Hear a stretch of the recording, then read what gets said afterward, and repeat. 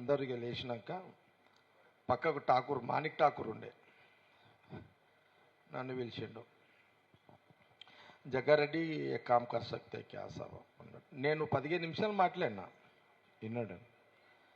సాబ్ బోలో సాబ్ అన్నా.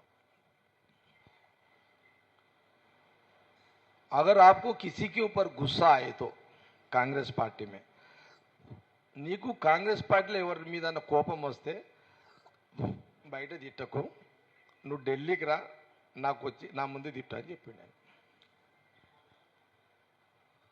నిజంగా ఇది అబద్ధం కాదు. పక్కకు మాణిక్ ఠాకూర్ ఉన్నాడు.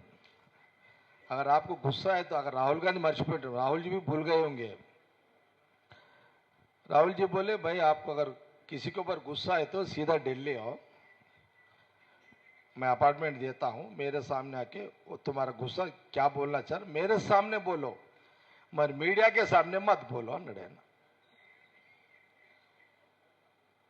మీడియా ముందు అనకు, కోపం వస్తే నువ్వు నా దగ్గరికి రా, నా ముందు ఏమంటావాను నువ్వు అని. అందుకే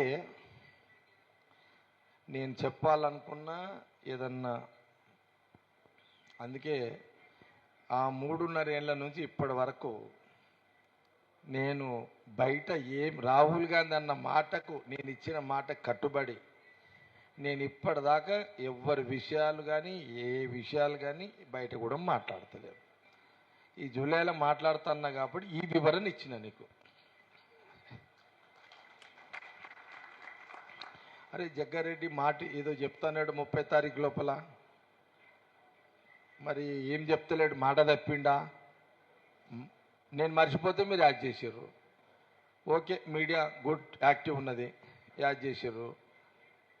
కానీ జగ్గారెడ్డి 30 లోపల మాట్లాడుతున్న మాట ఏమైంది అని మీరు యాడ్ చేసారు. నా మాట మీద నేనున్నా, కానీ ఇక్కడ ఏముంది, मैं राहुल जी को बात दिया 3.5 साल बाहर बात नहीं करा, अभी करता नहीं. నేను ఏదైనా మాట్లాడేది ఉంటే ఇక తప్పదు, మాట్లాడాలి. ఇక కాంగ్రెస్ పార్టీ రాజకీయాలు లేకపోతే కాంగ్రెస్ గవర్నమెంట్ ఏదన్నా నేను బయట మాట్లాడాలంటే ఫస్ట్ ఢిల్లీ ట్రైన్ ఎక్కి ఢిల్లీకి పోయి రాహుల్ గాంధీ ముందు చెప్పిన తర్వాతనే మీడియా ముందు మాట్లాడతాను. अगर कुछ मैं बाहर बोलना चाह रहा, आने का दिन आने का है तो सीधा ट्रेन चढ़ता हूँ, दिल्ली जाऊंगा, राहुल जी अपार्टमेंट 15 दिन 1 महीना रह के अपार्टमेंट लेके बात करने के बाद आके बात करता हूँ. जब तक बाहर बात करने का नो चांस. అప్పటిదాకా బయట మాట్లాడా. క్లారిటీ వచ్చిందా? Okay right.